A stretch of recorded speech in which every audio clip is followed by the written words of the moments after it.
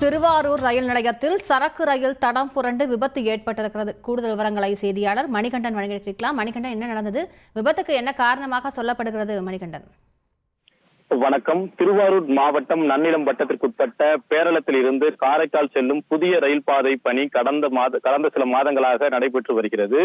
இந்த பணிக்காக திருவாரூர் ரயில் நிலையத்திலிருந்து ஜல்லிக்கற்கை சரக்கு ரயில் மூலம் அனுப்பி வைக்கப்பட்டு வருகிறது. அந்த வகையில் இன்று காலை திருவாரூர் ரயில் நிலையத்திலிருந்து பேரளம் காரைக்கால் தண்டவாளம் அமைக்கும் பணிக்காக ஏற்றப்பட்டு திருவாரூர் ரயில் நிலையத்திலிருந்து சரக்கு ரயில் புறப்பட்டது. இந்த பெட்டியில் 12 பெட்டிகள் கொண்ட சரக்கு ரயில் புறப்பட்டு சிறிது நேரத்தில் சரக்கு ரயில் என்ஜின் பெட்டியானது தண்டவாளத்தை விட்டு கீழே இறங்கியுள்ளது.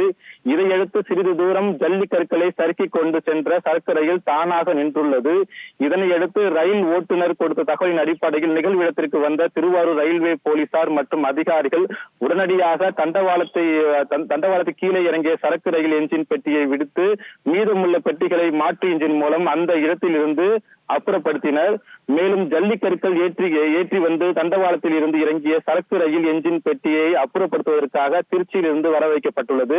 குறிப்பாக உடனடியாக அதிகாரிகள் தண்டவாளத்தில் நின்ற மீதமுள்ள சரக்கு ரயில் பெட்டிகளை மாற்று இன்ஜின் மூலம் அப்புறப்படுத்தியதால் ரயில் போக்குவரத்து சீரானது. சரக்கு ரயில் தண்டவாளத்தை விட்டு இறங்கிய சம்பவம் அப்பகுதியில் சிறிது நேரம் பரபரப்பை ஏற்படுத்தியுள்ளது. விவரங்களுக்கு நன்றி மணிகண்டன்.